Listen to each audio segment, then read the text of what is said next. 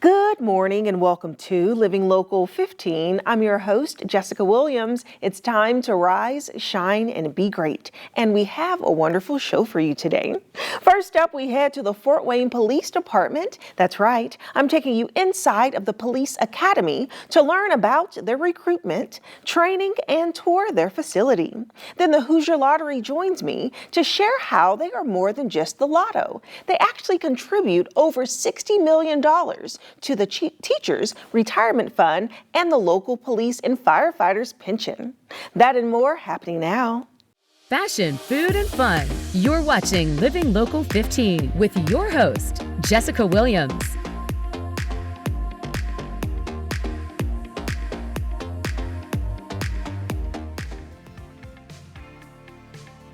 This segment sponsored by the Fort Wayne Police Department. I am at the Fort Wayne Police Academy where recruits come and get extensive training to be ready to serve our community. Inside they have classrooms, simulation labs, and so much more. I'm going to check it out because guess what? They're hiring. Let's do it.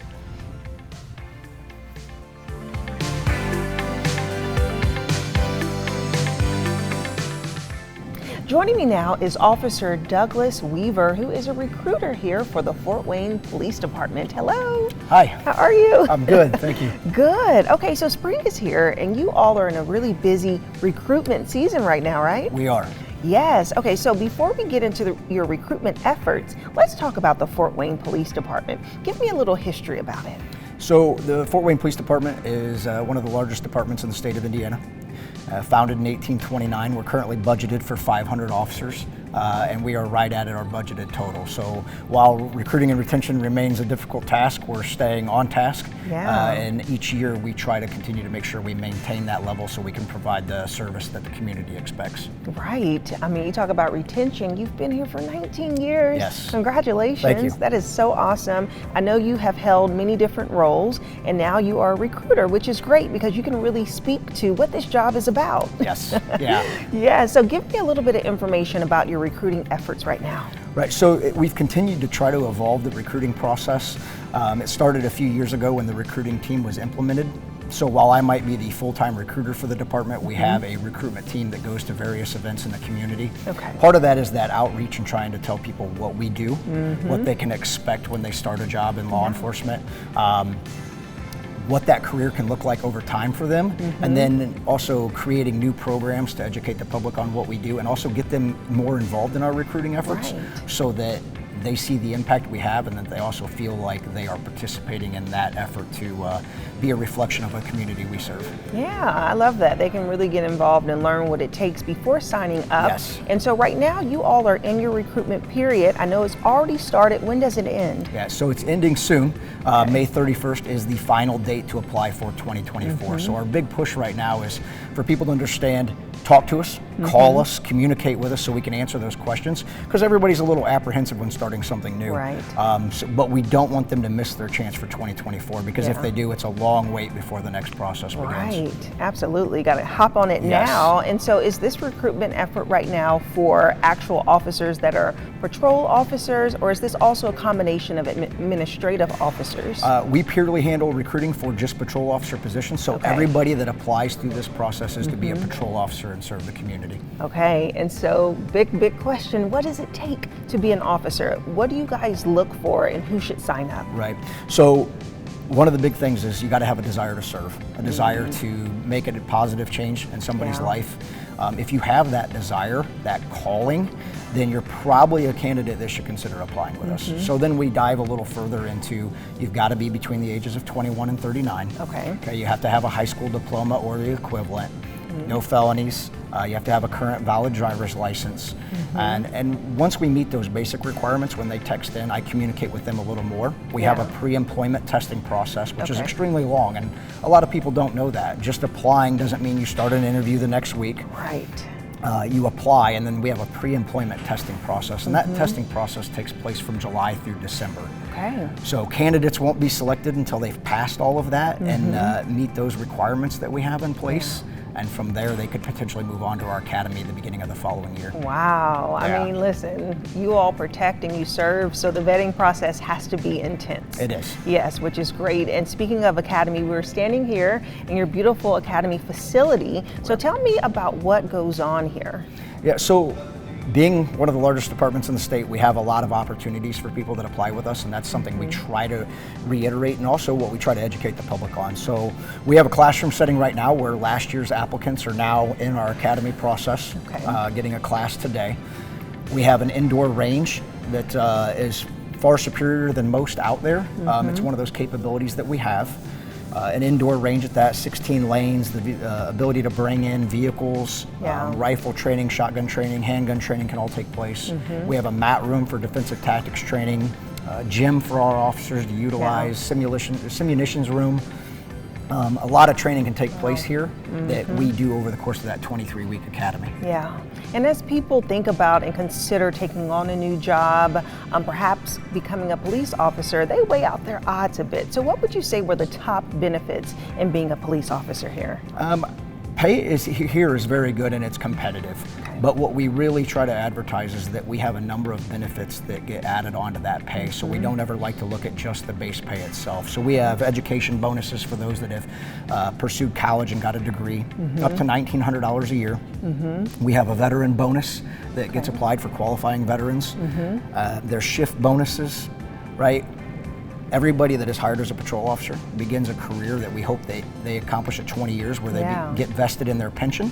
That pension eligibility now comes with medical insurance premiums that are paid up until you can draw Medicaid. So we have a number of benefits that exist. The big one that a lot of people don't understand or see is that every day is different in law enforcement. And the Fort Wayne Police Department has around 20 different specialty units that we offer our officers that they can take part in. And whether that's being a school resource officer, a detective, one of our bike patrol officers, on our emergency services team, we have a number of teams. And all those are on our new recruiting website that we launched. So every day doesn't have to be monotonous. Every day can be different, and they're just a varied career that a lot of reward can come from. Yeah, it's so great that people can choose their specialty and just kind of test out different things to find the right fit for them as they serve and protect. And so I'm thinking about the process from recruitment to actually becoming an officer. What does that look like? Right, so the initial step is getting that application in before May 31st. That's the big one. We've got to get that done. From there, we have a written test that candidates start with. If they pass that written test, they move on to our physical fitness test. After that's an interview. We have a background investigation. Then we have a psych test. There's a doctor's physical that's involved in there. We have another interview that takes place. So that whole testing process, like I said, is from July through December. Okay. And then once they get recruited and they start their camp or their training academy, the official police training academy, what does that look like? Yep, so that 23 weeks is here, Monday through Friday. Typically, recruits are here from 8 a.m. to 5 or 6 p.m. depending on the training needs.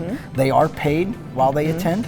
They go home at the end of each night, which is a big bonus for people that don't want to travel or don't want to have to stay away from their family. Our candidates go home to their families each night. We don't work weekends during the academy, so they get that opportunity. And then we also provide everything they need from a training perspective. We provide all that equipment that they need to do their jobs well. Yeah, and you understand that work-life balance. You have served in the military. Yes. We thank you for your service. Thank you. So you know that compare and contrast between that and this. Yes, yes. There's a big difference when you can deal with the rigorous training schedule that we have and that we're providing our officers, but to be able to go home at the end of the day, be around your support structure that you have is important. Yeah, all right. Well, I would love to take a tour and see some of your simulations and love to give your facility. Let's do it. All right.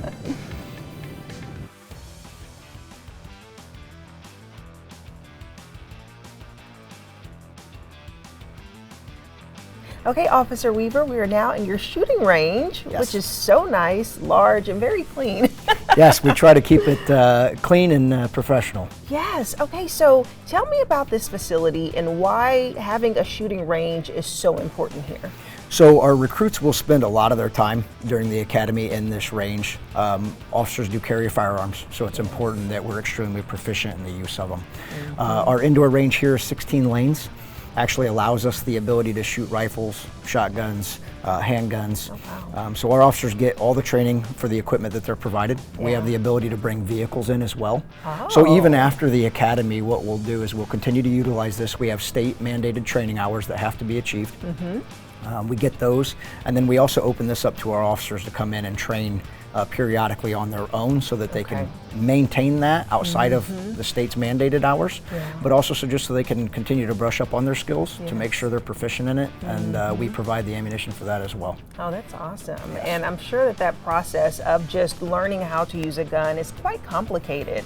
So you take them through every step of assembling the gun, cleaning it, and all of that. Give me a little. Yeah, so when recruits come in, oftentimes, especially if they're veterans, they have learned to use a firearm before, but even if they haven't, in some cases we would prefer that because maybe somebody comes in with bad habits or they've learned something that we don't teach.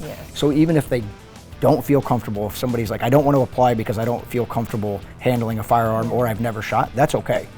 Some of our best shooters have possibly never shot before. So we teach them the basics of the firearm. They do learn to clean it. They do learn to disassemble and assemble. And then they come in here, and prior to even shooting, they will learn how to properly handle the firearm.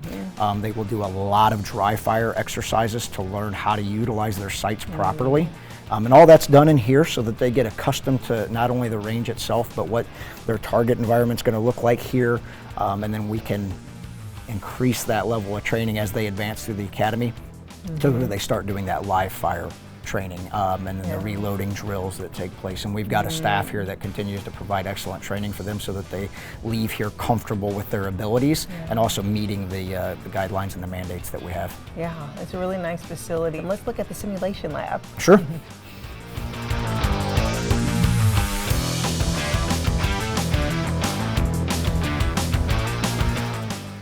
All right, Officer Weaver, we're now in the simunition room, correct? Yes. But you simulate things, so explain the simunition versus the simulation. Sure. So this room allows us to change our training dynamic. So we can move these walls as needed, whether that's to practice entry points into rooms or buildings, to train our officers on dealing with long corridors or tighter spaces, whether it be small apartments to large houses, and change that room structure so that they can simulate that environment that they may be going into. But at the same time, we can bring simunition guns in here, which are like paintball guns, to practice those live fire exercises that we may deal with if we're maybe entering a structure for a hostage situation that we have to go into, whether that be active shooter or typical training for one of our units. This room also allows us to dim the lights to do low light training, so officers have to not only navigate those same situations but do so in an environment that maybe doesn't have the best lighting, or like our officers that work third shift that maybe train with very low light circumstances. Yeah, because it's nighttime. Okay, let's take a peek in here. Sure. Because it's so cool to walk around and kind of look and see the different setups. So right now, what is this setup? So as you can see, this would be imagining coming into maybe a home or an apartment, whatever that entry point of that structure we might be at is in. Right, so our officers would be given maybe a slight briefing, like a call they would be responding to. And they would have that opportunity when they get here to see that they have an entry point that they're going to have to access safely. And in this specific room, when we come in, how does the room open up? What are their concerns for maybe a potential threat or where they need to be aware that that room opens up to two simulated windows, right? So we can't just walk along a wall where maybe we don't know what is on the other side. So it's that opportunity to navigate very different and changing circumstances. So what we might see is this could be set up as a one-bedroom situation. Or in the case we have today where we can see this room may open up to something entirely different, where officers will have to navigate those varying entry points. So now they're presented with a room that opens up to the left and the right. So how do you... And see, now I'm getting to my, because I love a good show and they walk and they like tap, tap, and yes. And then they hold on. Yeah, in the so dark. there's communication that has to take place. So in a training situation where maybe we had somebody in here acting as a opposing force, they might have to understand how that impacts their communication so that somebody in another room doesn't hear them coming. Or how does, in a low light situation, what type of shoes do you have on? Yeah. or in that low light situation, how much light are they casting off into the room they're about to go into? Yes. How much do they backlight themselves? And these are training techniques that we try to relay to our officers, so that, again, they can provide that service that we're looking to give our community so that we can do it professionally and safely at that. So I have to ask you, I've seen on different shows and movies ways that you are to hold the gun when you're entering into a room. And sometimes, of course, people, do it like this, but I've seen like this, kind of holding it down like that, or is it like this, or is it like that? Right, so we're not holding it up, right? And when you see that gun down, a lot of times that officer may be following another officer. So we need to be aware of our muzzle discipline.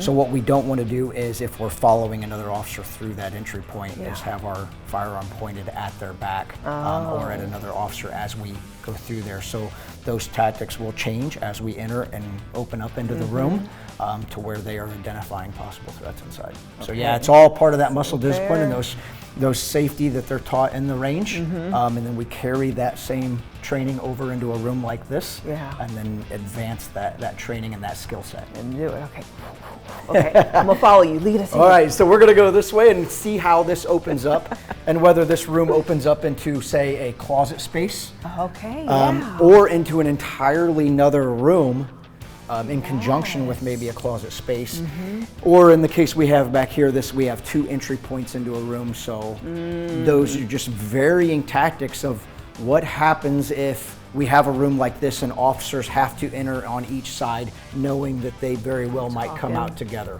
and not point their firearms at each other in the process of doing so.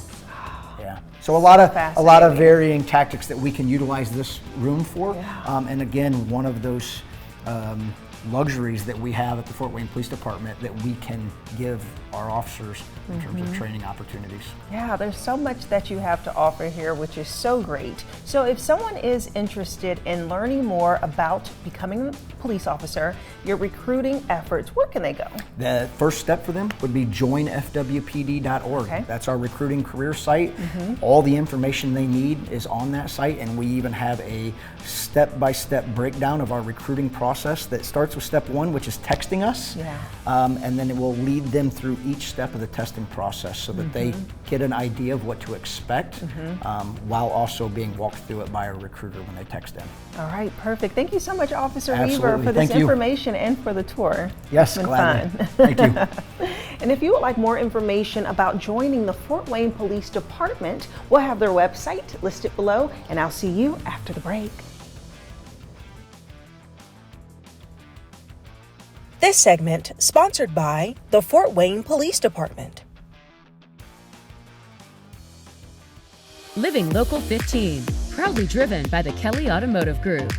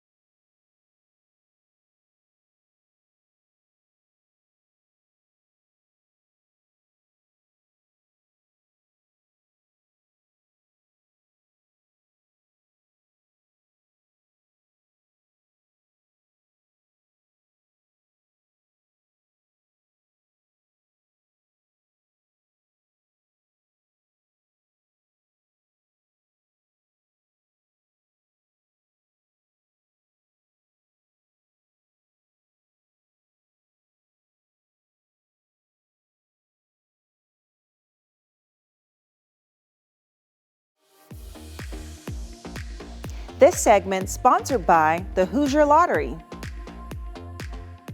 Each May, there are national observances that honor teachers, police, and firefighters. And here to tell us why this is meaningful to the Hoosier Lottery is our friend, Sarah Taylor, the Executive Director with the Hoosier Lottery. Hello, Sarah.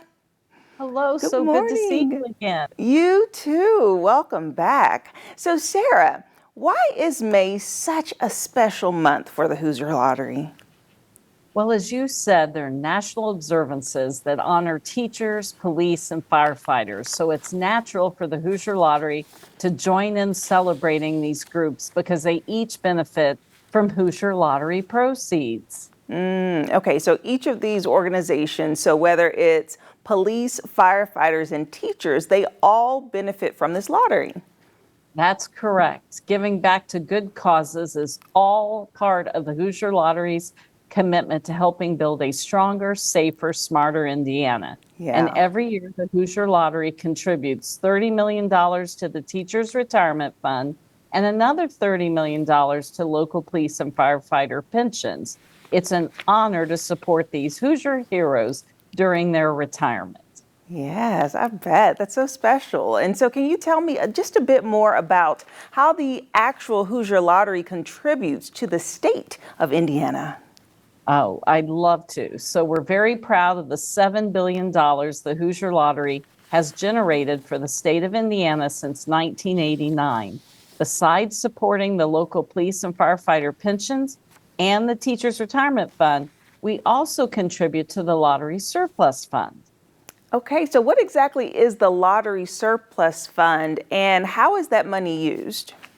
So the Lottery Surplus Fund is used to lower excise taxes by up to 50% for Hoosier vehicle owners. Oh, wow. That's pretty great. And I love how it benefits Hoosiers all across the state, which is so wonderful. Yes, you're right. So Yeah. even if you don't buy our products, Hoosier Lottery funds benefit every county throughout Indiana. And by visiting HoosierLottery.com/giving back on the website, people can read more about how the Hoosier Lottery gives back to Indiana and view a county by county breakdown of contributions. There's a cool map out there. Yeah, that's great. I always love learning something new when you come in and really seeing that the Hoosier Lottery is more than just a lottery. You all give back in so many different ways, and that is so great. So thank you, Sarah, for coming in and really sharing this information and really letting us know how the Hoosier Lottery contributes to our state. Well, thank you so much for having me. And as always, we remind everyone you must be 18 or older to play and to please play responsibly. Yes, thank you so much. And if you would like more information about the Hoosier Lottery, we'll have their website listed below so you can check out what they have going on right now. And we'll be right back. This segment sponsored by the Hoosier Lottery.